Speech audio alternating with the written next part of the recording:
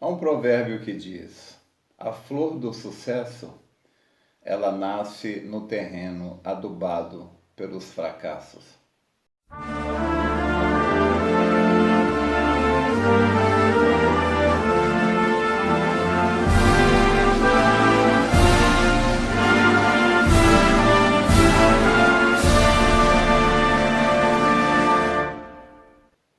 Seja como um lírio.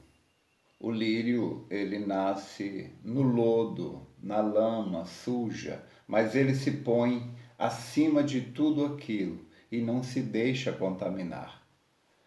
Eu acredito que o grande segredo de se viver uma vida cristã nesta era gentia, esta era corrompida, devassa, podre, onde a corrupção está em todos os lados, é você ser como um lírio.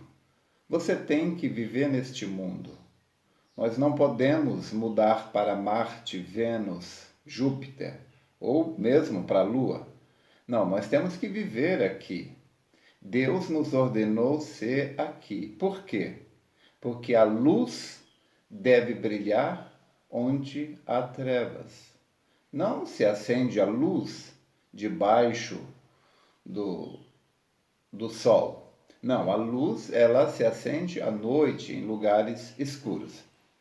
Então, nós devemos ser como o lírio, que embora esteja ali fincado naquele lugar sujo, na lama, porém ele se mantém limpo, belo, recebendo a luz do sol e se mantém ali íntegro, puro, e os que passam ali podem perceber como ele exala o seu perfume. Nós devemos exalar o perfume, não o nosso próprio, porque não temos nenhum, mas nós devemos exalar o perfume de Cristo. Mas para que isso aconteça, nós devemos nos envolver com Ele, nós devemos buscar isto dele.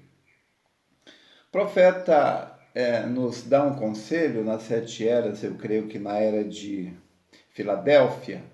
O profeta diz que nós nesta era, seríamos tentados a nos envolver em coisas questionáveis. Paulo, na sua carta a Timóteo, dá um conselho para que a gente não se envolva em coisas questionáveis. Muitos seriam tentados a se envolver e tentariam nos envolver também. Mas nós devemos nos manter acima disto, como o lírio. O lírio, ele se mantém acima da lama. Vamos ouvir um pouquinho os conselhos, vamos conversar com Paulo. Eu particularmente, eu converso com todo mundo, dou atenção para todos aqueles que buscam a minha atenção.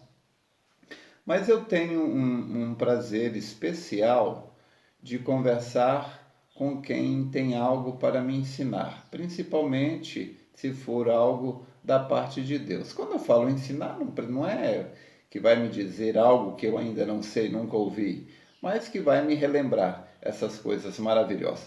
Eu gostaria nesta manhã, que nós convidássemos uma pessoa muito especial para conversar com a gente, o apóstolo São Paulo, e ele nos desse um pouco dos seus conselhos. Gostaria de conversar com Paulo? Então vamos pedir. Apóstolo São Paulo, você é um homem vivido, um homem que combateu o bom combate, acabou a carreira, guardou a fé e foi receber a sua coroa. Então você verdadeiramente é um homem que tem o que ensinar. O que você nos diria? Então o apóstolo São Paulo, ele nos diz: Paulo, o que foi que te destacou? O que te fez vencer? Qual foi a lição? As lições que você aprendeu na vida que te levaram à vitória? Paulo diria: eu aprendi que todas as coisas me são lícitas, mas nem todas me convêm. Todas as coisas me são lícitas, mas eu não me deixarei dominar por nenhuma. Que coisa, que ensinamento maravilhoso. Só isso daqui você pode refletir e tirar uma lição enorme. No verso 19, Paulo disse: não sabeis vós que o nosso corpo é o templo do Espírito Santo que habita em vós, proveniente de Deus, e que não sois de vós mesmos? Eu não sou meu dono, eu não sou meu proprietário, eu sou um vaso. Você é um vaso, criado com um objetivo, um propósito, e nós somos propriedade daquele que nos fez. Porque fostes comprados por bom preço. Glorificai, pois, a Deus no vosso corpo e no vosso entendimento, os quais, no vosso espírito, os quais pertencem a Deus. Ainda aqui, 1 Coríntios, no capítulo 9, verso 24, o apóstolo São Paulo fala de vencer, fala da coroa da vida. E Paulo disse: não sabeis vós que os que correm no estádio, todos correm, mas na verdade um só leva o prêmio? Correi de tal maneira que o alcanceis. E todo aquele que luta, de tudo se abstém. De tudo se abstém. Gente, nós não podemos caminhar para o leste e o oeste ao mesmo tempo. Nós temos que escolher qual é o resultado que nós queremos obter. E para cada resultado, necessita-se de uma receita. Eu não posso agradar a Deus e a Mamon. Eu não posso servir aos prazeres do mundo e a Deus. Então eu vou ter que me abster ou de Deus ou do mundo. De quem você prefere se abster? Então Paulo disse assim: todo aquele que luta, de tudo se abstém, e ele o faz para alcançar uma coroa corruptível, nós, porém, uma incorruptível. Pois eu assim corro, não como a coisa incerta. Gente, o céu não é uma suposição. Deus não é uma filosofia. Deus é real. Antes subjugo o meu corpo e o reduzo à servidão, para que, pregando aos outros, eu mesmo não venha de alguma maneira a ficar reprovado. Meu Deus, que lição, Paulo. Paulo, como é bom conversar com você. Mas fala mais, Paulo. Paulo diz: tá bom, eu falo. Paulo, que conselho o senhor me daria, Paulo? Assim, o que você diria assim que me abriria os olhos? Porque eu tenho tantas lutas, nós enfrentamos lutas e às vezes o diabo nos faz duvidar de que vamos vencer. Às vezes o diabo coloca uma lente, Paulo, na minha luta e faz parecer que ela é grande demais. O que você poderia dizer para me ajudar?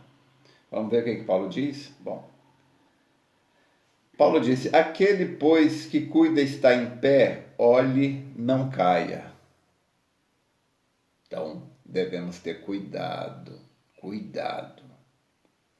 Não veio sobre vós tentação senão humana. Verdade, Paulo. Mas fiel é Deus, que vos não deixará tentar acima do que podeis. Bom, então, Deus não vai permitir nenhuma luta vir sobre mim que eu não consiga suportar, Paulo? É isso que você está dizendo? Toda luta que vem sobre mim, eu consigo vencer? É isto? Sim, é isto.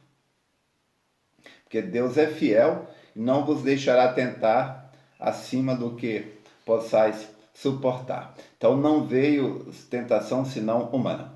Antes, com a tentação, dará também o escape para que a possais suportar. Não veio sobre nós tentação senão humana. Toda tentação que vem sobre nós, nós podemos vencer. Lembrando que maior é o que está em nós do que aquele que está no mundo.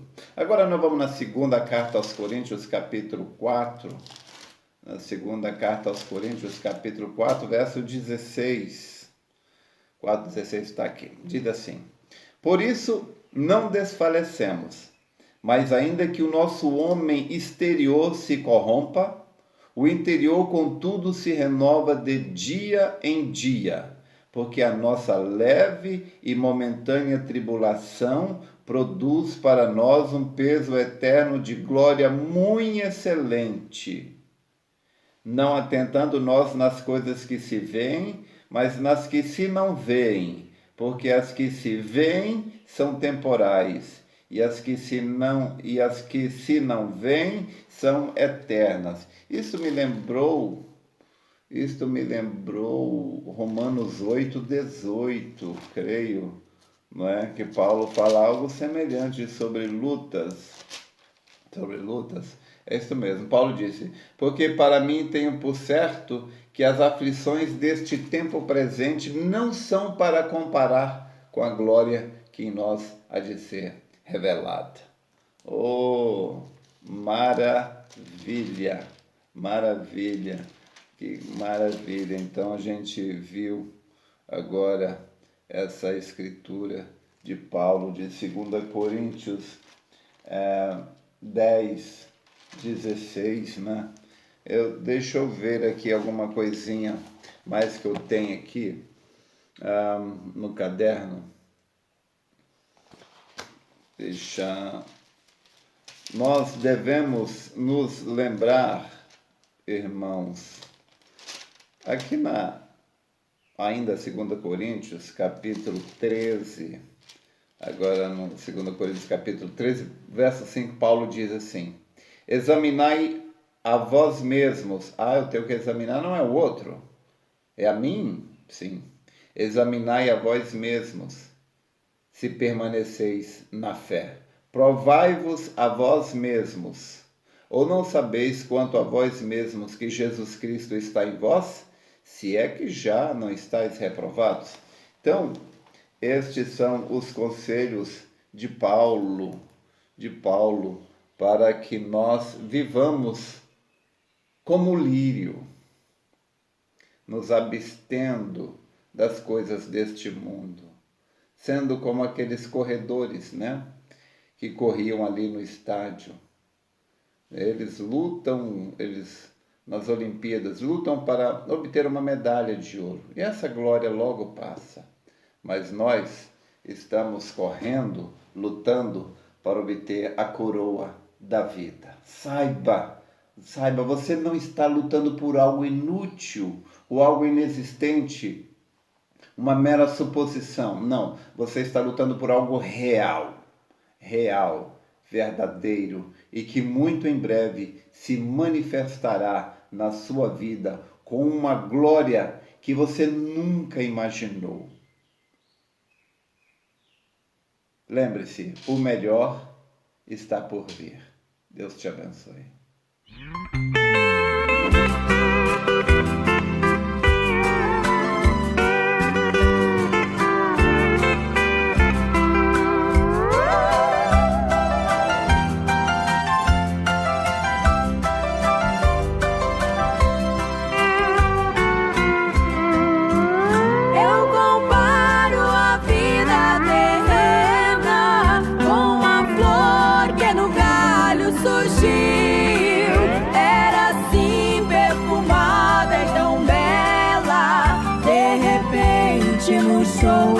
Caiu.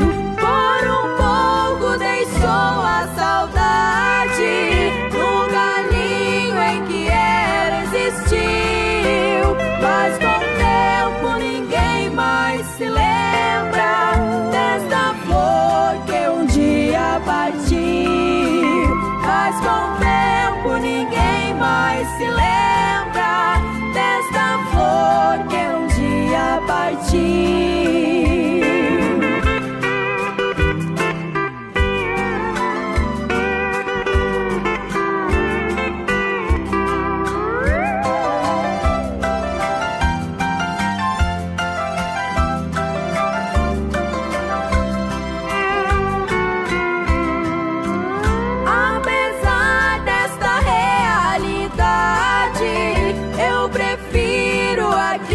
Suportar as terríveis agruras da sorte e o bom cheiro de Cristo exalar.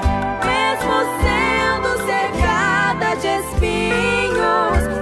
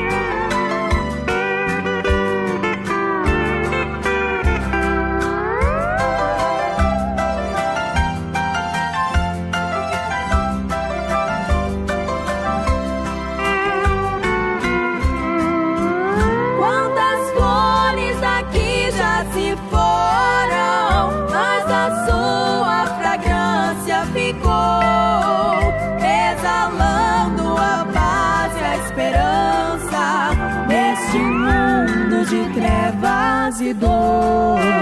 Quem de amor perfumou essa vida e depois com o tempo murchou. Lá na glória de Deus desabrocha pra enfeitar o jardim do Senhor. Lá na glória de Deus desabrocha pra enfeitar